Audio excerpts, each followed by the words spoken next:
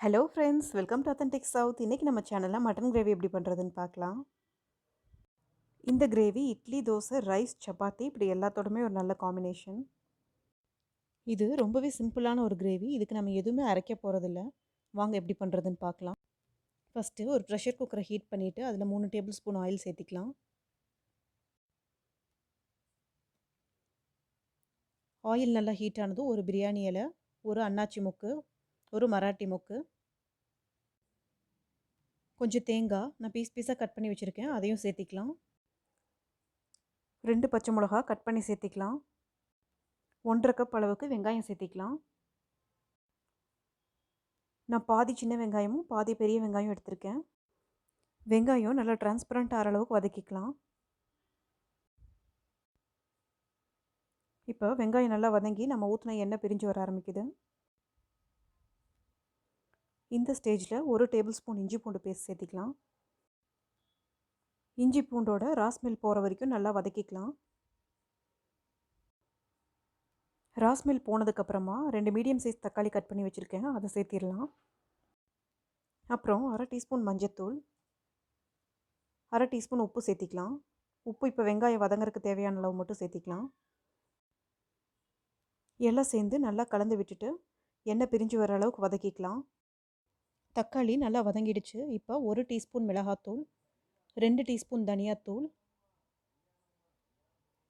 1 teaspoon சோம்புத்தூள் எல்லாம் சேர்த்து நல்லா வதக்கிக்கலாம்.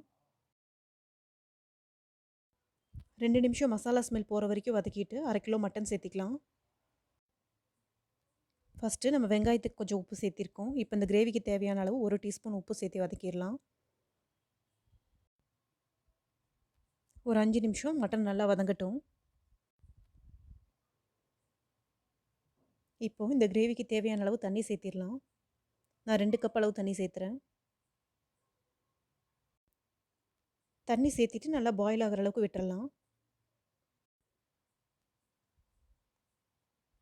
தண்ணி நல்லா கொதிச்சிருச்சு. இப்போ குக்கரை மூடி வச்சு ஒரு 6 to 8 விசில் குக் பண்ணி எடுத்துக்கலாம்.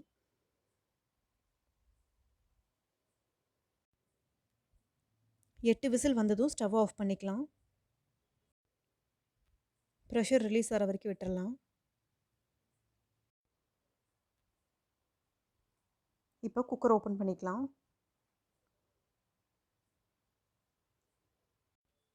மட்டன் நல்லா வெந்துருச்சு.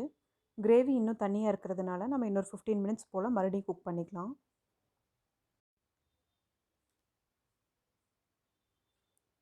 இப்போ ஒரு மூடி போட்டு 15 மினிட்ஸ் நல்லா குக் பண்ணிக்கலாம். 15 மினிட்ஸ் கழித்து ஓப்பன் பண்ணிக்கலாம். இப்போ நம்ம போட்ட வெங்காயம், தக்காளி எல்லாமே கரைஞ்சி நல்லா கிரேவி ஆகிருக்கு.